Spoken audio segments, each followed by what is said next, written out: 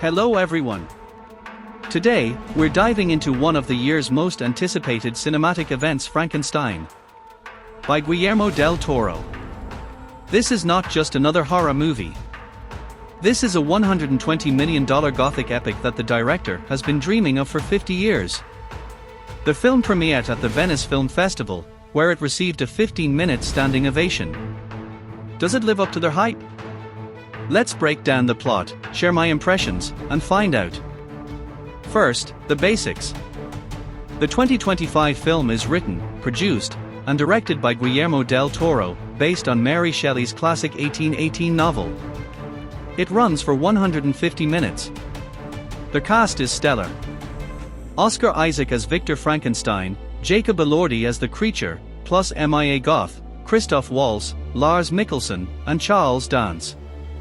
The story largely follows the original book but with some significant changes, which we'll discuss. The film is set in 1857. It opens in the Arctic, where a Danish exploration ship is trapped in the ice.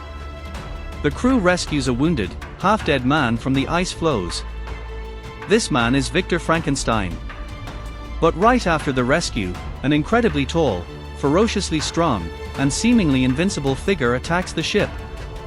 The sailors barely manage to drive him off. Safe for now, Victor begins telling the ship's captain his tragic story. We see a flashback. Young Victor grows up in a wealthy but cold family, dominated by his tyrannical, surgeon father. Victor is obsessed with conquering death. He studies medicine, but his radical experiments get him expelled. A wealthy and sinister arms dealer, Heinrich Harlander, funds Victor's secret laboratory in an abandoned castle in Eastern Europe. Victor's goal is ambitious: to assemble a living being from parts of corpses and bring it to life. He succeeds. Using body parts from dead soldiers, Victor creates a tall, lithe creature. He brings it to life using an electrical storm, in a scene directly inspired by Michelangelo's creation of Adam. However, the moment the creature opens its eyes, Victor is horrified. He screams, "Monster!" and abandons it, setting the lab on fire. The creature barely escapes. This rejection defines the rest of the film. After establishing Victor's story, the film's narration shifts. The creature, Jacob Elordi, survives the fire and hides in a forest. He is childlike and confused. He finds a small hut where a blind old man lives. Instead of being scared, the old man teaches the creature to speak, to read, even giving him a Bible. This is the creature's only taste of kindness. He learns about God, love, and mercy. He learns that he was created in the image of his own creator, Victor. But every time the creature tries to approach other humans, they scream and attack him, seeing only his scars. Bitter and heartbroken, he decides to find his father, Victor. He wants an explanation. He wants a companion. He wants revenge for his cursed, lonely existence. By contrast, Victor is not at home. He's become engaged to Elizabeth, who, in this version, is the fiancée of Victor's brother, William, not Victor's own betrothed. Victor's obsession with his creation has destroyed everything. The creature, having tracked Victor across Europe, demands that Victor create a female companion for him. Victor pretends to agree but creates a flawed, tortured thing that dies in agony. Enraged, the creature goes on a rampage and, in a twist, accidentally kills Elizabeth. The chase leads them to the Arctic, where the film pushes beyond the book's ending. In a shocking emotional turn, Victor, mortally wounded, lies in the snow. The creature finds him. He doesn't kill him. Instead, he forgives him.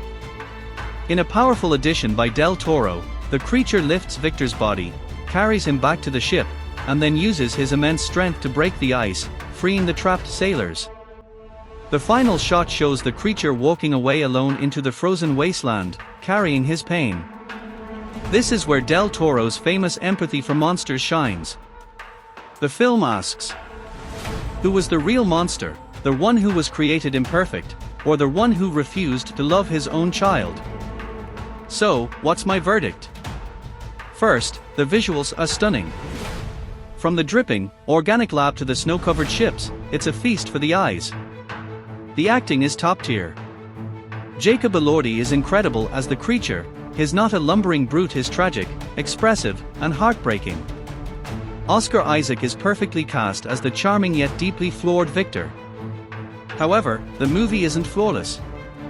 At 150 minutes, the pacing in the middle drags slightly. Also, by making the creature almost entirely innocent and Victor purely the villain, the film loses some of the novel's moral complexity. Having said that, this is a passionate, beautiful, and deeply emotional Gothic romance.